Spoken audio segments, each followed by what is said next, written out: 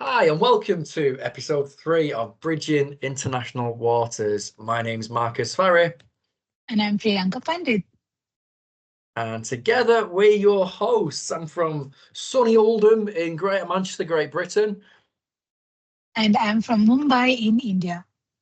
Awesome. And today's episode is about the role of a mediator. Now, if you've been following our journey in the series so far, we spoke about types of conflict, areas of conflict, and today's all about the role of the mediator. So we will explore what me and Priyanka actually do when we're mediating. And because there's a lot of, I was said in a networking meeting the other day, so are you a meditator or a mediator? And there's always a interesting conversation there because I do meditate. And I was like, oh, right, yeah, I do meditation. It's like, no, is it a mediator you do? I said, well, the meditation and mediation crossover is quite beautiful because I did practice my meditation, get my degree in India, which is why it's just so wholesome to do the project with Priyanka and in Goa, where I actually did my degree. So today we're going to explain the guide to difficult conversations. You're right, they're not easy, but we are here to bridge international waters and support you in this. So if you can take something from this about the importance of the difficult conversations, how to have them, brilliant. That's the absolute goal. If we can help one person have a conversation and understand the neutrality and the trust that is in that conversation, fantastic. We can meet goals there. That'd be amazing. We're also going to do a little dive into the skills that help the mediators support resolution and what that actually looks like. And this revealing why mediators don't take sides, neutrality, impartiality. These are absolutely key roles in mediation, neutrality, and impartiality. Again, Priyanka, over to you. Yeah, absolutely. No, I think it has to begin with the concept of neutral third person and impartiality, isn't it? Because what one of the biggest success signs that I will see as a mediator is if the parties walk out feeling like I did nothing and they did everything. And that's really what mediation is all about. The mediator's role is just to be there to guide you to get to your own resolution. And when we say resolution, it doesn't necessarily have to mean that you have to agree on something. You can just as well agree to walk away, but you can do that respectfully. And the structured process will guide you. So the role of the mediator is to have a guided conversation with you, to guide the conversation, let it flow, not to control it. And this will help you as parties who are participating in mediation to express your thoughts freely and feeling safe. It's a voluntary and confidential process. And when we say it's confidential, it's entirely confidential. You cannot use what is being shared or said in mediation, even in a courtroom or before an arbitration. Um, and there are no notes, no reports, nothing. Even if a mediator is keeping notes, they are entirely private and only for the reference of the mediator. They're not even shared with the parties. Anything that is disclosed by the parties during mediation also remains confidential, which means it is only for the purposes of that closed door discussion which is happening in mediation and cannot be misused by either party or stakeholder later. What a mediator also does is gives both sides an equal opportunity to be heard. See, this is something that seldom happens in other processes. Of course, in litigation and in arbitration, you also have an opportunity to say everything. But when we talk about both sides, we're not just talking about the parties who are directly affected or impacted. We're also talking about and allowing people who are indirectly impacted to come and talk to us and share their side of the story and give us their perspective so that there can be a holistic resolution to the situation. And the focus really is in understanding. It is only once you understand that you can move to resolve. In the absence of an understanding, there can be no resolution. So that is the role. The mediator is your guide. Is your neutral? He or she or they are not at all interested or impacted by the outcome of your mediation. So yeah, that's what a mediator is. I believe like when we said outcomes and impacted, like with no control at all on the outcome. If that Yeah. works for both participants inside that mediation, we're not here to judge that at all, whatever status or place or field whatsoever. Yeah. And the best thing is like you can really control that by like, for example, you're not judging that person for displaying or having their space to say. They're not passing judgment to the other person. It's whatever works best for the parties involved in mediation. I think that's the difficult thing of where people don't understand that. So I'm so glad we're doing this just to share that we're not here to judge left or right or wrong or right up. But it's just no. It's not about that. If that's right for you and the agreement and the outcome's right for you, fantastic. We're not controllers. We're not going to say you have to come to mediation. You have to. But no, if we're not here to represent party A or party B or C, D or the group setting or community or workplace or whatever that looks like, it's basically we're here to support the conversation, and supporting the conversation is what we do best. For example, client, you might get a feel that someone would like to express something a little bit more, and let's say the other person jumps in before they finish that conversation. You can go, client two, can we just put a little pause there, because I feel like there's something a little bit more that maybe needs to be said from client one. And client one will go, yeah, thanks for that space. I just also say this. And it's usually, I just want to also say this. That is the real reason why that issue or has been bothering them. Like I call mediation an Italian dish and a dish in the UK, like spaghetti meatballs, for example, right? All the spaghetti's in there, the meatballs in, you go round and round and round. Oh, now I understand. That's that's why that happened, yeah. And there's a few meatballs in there, and the understanding comes through. So we're here to support, from a food context, the spaghetti meatballs in the meatballs in the spaghetti, or the the the good stuff in the mediation is all about them golden moments or stars that you just, the vulnerability is then shown, and then the respect, and then they can come down or from the top of the mountain a little bit and meet them at eye level and go, I mean, usually it happens, sometimes it doesn't, but that's the beauty of mediation, Yeah. right? Like the Yes. vulnerability of the other Yes. party comes down and goes, Yes. yeah, this is it. This is it. Yeah. I No, understand. absolutely. It all boils down to how you do it, because see, what happens is when the parties, let's say, even if the parties are having an informal discussion between themselves, and let's say there's no neutral person there's no mediator, uh, it begs the question, who's really listening to whom? As an observer, when I'm mediating, I'm really observing with deep active listening skills what they mean when they say certain things. I'm not focusing on what their positions are. I'm trying to uncover what their real interest could be. And I could be entirely wrong, but the beauty is that I am not interested in the outcome of this resolution. So nothing stops me in even my private conversations with either party to try and understand whether I have understood them correctly. Yeah, Nothing stops the parties from even telling me whether I've understood them incorrectly and or changing their position or rethinking what they had shared earlier. Right? yeah, It's an absolutely flexible, free process. You're not bound by something that you said earlier.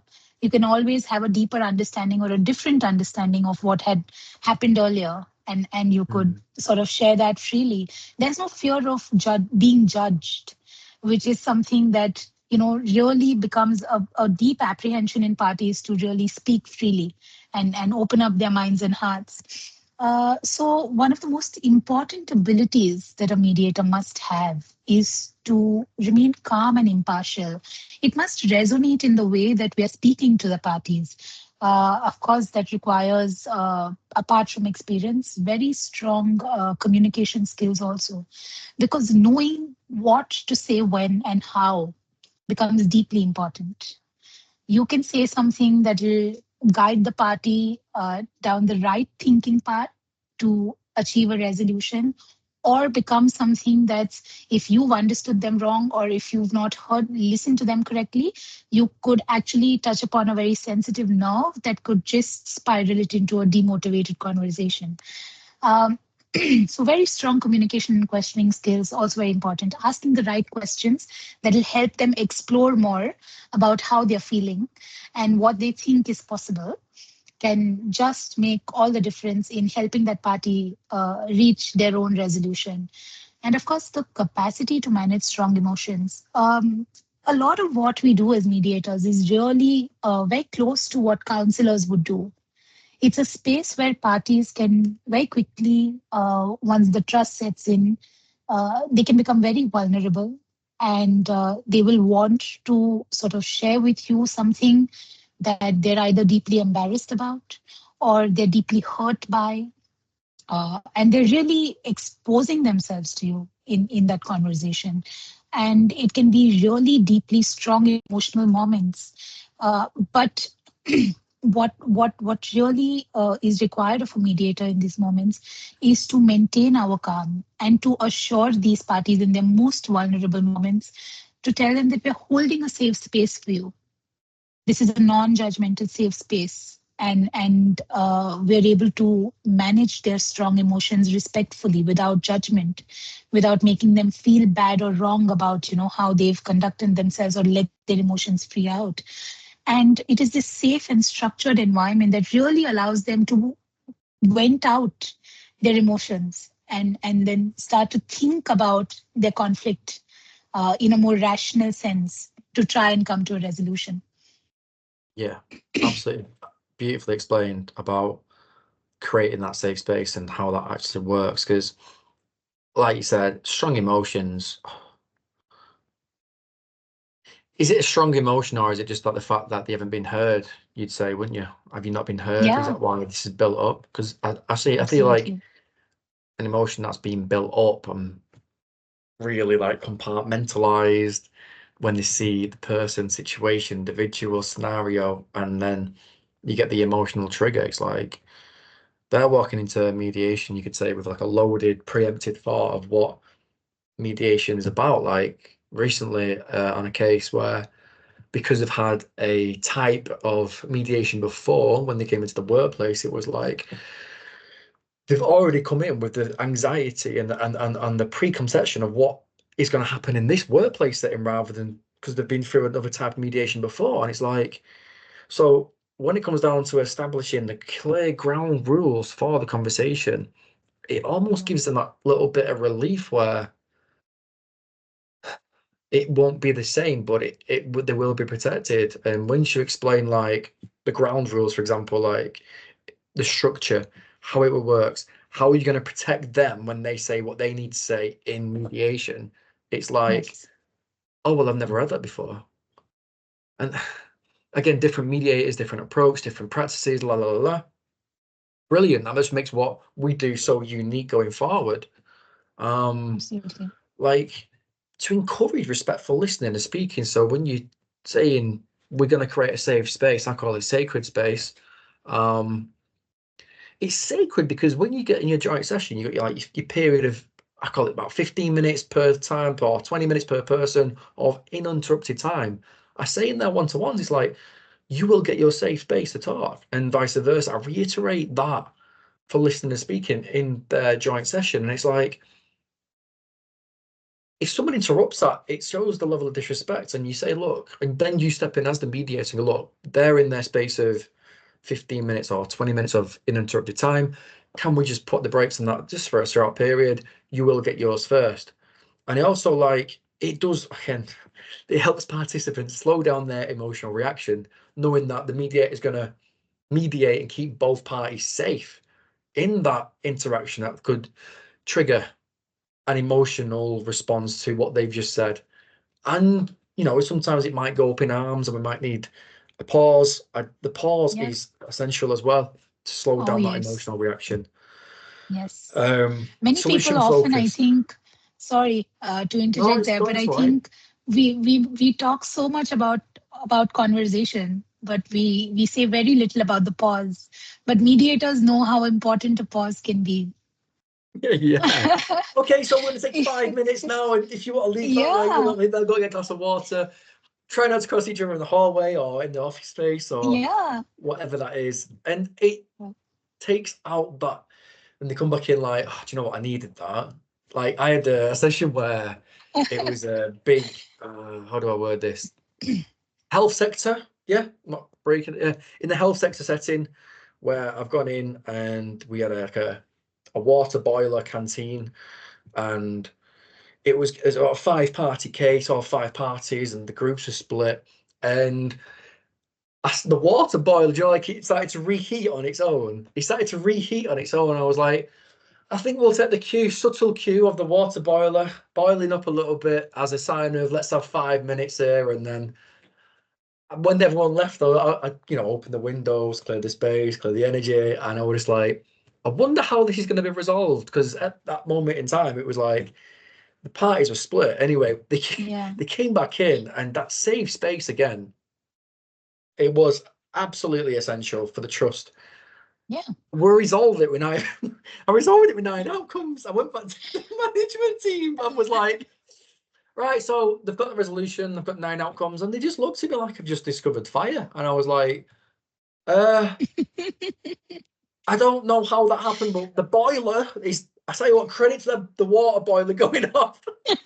That's why, credit to the boiler.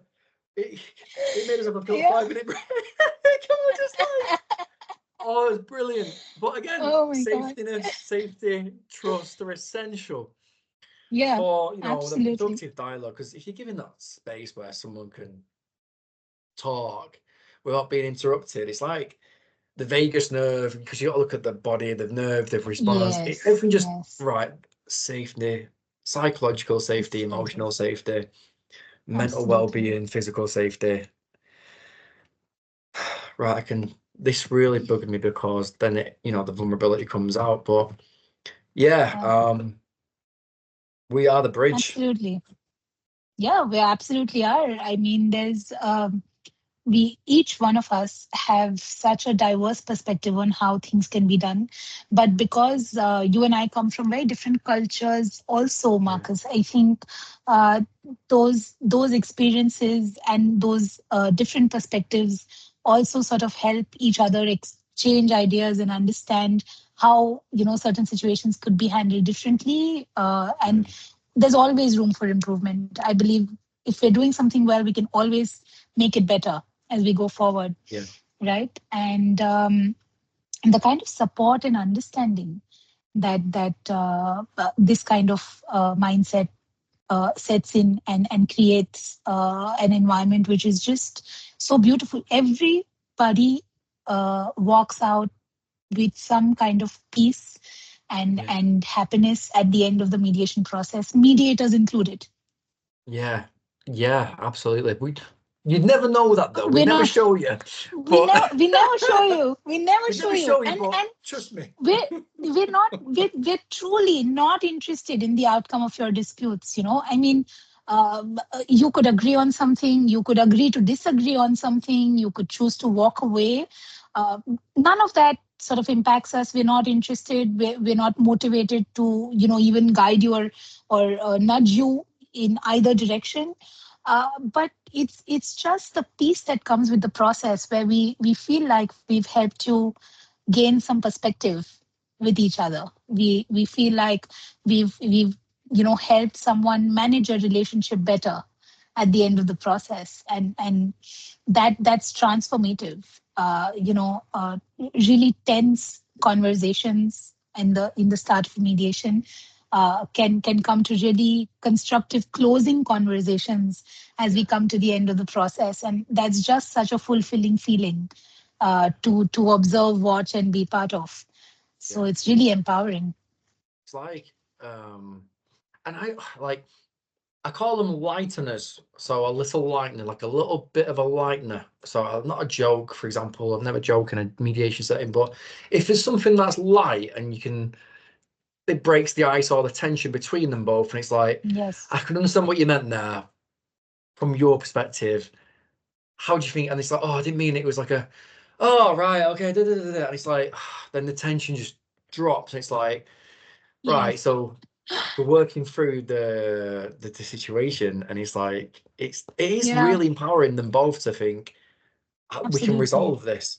And it's like the other party gives the other party the sign that when they let them in a little bit, they'll let them in a little bit, and it's like, we can resolve this. And then the vulnerability comes out more. Like, I got a couple of stories recently, and I tell you what, must be doing something right, because I'm so sorry that happened to you. And I didn't mean for that to happen like that. And it was like, da, da, da, da. And it was just, it's such a beautiful experience, like you said. And Absolutely. So I think yeah, today I think we would want you, our listeners, to think about how different might conflict feel if someone helped both sides truly listen. So we want you to reflect on a situation where you've felt like this, where how different the outcome would have been if someone helped you and the other side just truly listen. Please leave your comments so that we can read them and respond and connect with you. But yeah, we'd love to hear from you. next slide is our bridge moment. It's If it's going moment to open time. that. There we Right, go. okay. Go on, Priyanka. Take the lead. Oh, yes, this is very close to heart. So, conflict in families isn't failure, it's communication that needs support. And this is so true. I personally believe that there is no failure unless you've given up. And this is so true when it comes to family conflicts. It's just the absence of communication, open communication, and support and guidance. And it's absolutely nothing else. And there are so many stories, and we hope that through each of our episode, Marcus and I will share our personal experiences with you and some success stories along the way. But so many family disputes have done so well in mediation, where they've really decided to come back. I was lucky to witness such a situation in court where, so in India, when you file for divorce, there is a 6-month cooling period. Where again, before the final divorce is pronounced, you're given one more opportunity to speak to a mediator and really decide whether you want this marriage to break or you want it to continue, because we want to save marriages. We believe it's a holy institution. It's very, very sacred to us, and our family court's objective is to save marriages, save families, instead of allowing people to just walk away. And in court, on one such occasion, where this was the last day when the parties were expecting that the judge would now pronounce divorce, and the judge asked the parties one last time, saying, "Are you sure you want to separate?" And the husband was quiet, and he asked the wife first, and the wife said, "No, I don't. I don't want to Oh, separate. I want to stay in the marriage." And I wish I could record, but because the expression on the husband's face was, he was just so positively surprised and shocked. He started crying. The wife started crying. The judge was, almost, emotional. It was such a strong, positive emotion of resolution achieved through, beautiful mediation process. And they walked out withdrawing that petition and going home together that day. oh, It was that just beautiful. is absolutely beautiful. Yeah. Oh So my we goodness. we managed to save a Oh, family that day, despite the process, which is the beauty of mediation, really. So that's what it really thank you for is. sharing. Conflict is, yeah, Conflict can be restorative quite beautifully, absolutely. as Priyanka's just said. Yeah. That let's have a moment for that just to sink in, because that is a beautiful story like that. Yes. I'm pretty sure all our Yes. listeners and viewers will be like, wow, just like we are now, just that straight to the heart space, right? Like, wow. It was. Yeah. Absolutely. Thank you so much for sharing. And upon that beautiful news Thank you. of the Thank you. power of mediation, we'll draw to a Yes. close. I just want to say thank you again Yes. to Priyanka, and Thank you, Marcus. yeah, It's thank you been so wonderful much. as always. Thank you. And Thank you. yeah, they'll be posted online soon, and we will look forward to seeing you for episode 4. All right. Yes. Thank you so much. See you soon. Thank you. Bye. Take care. Bye bye.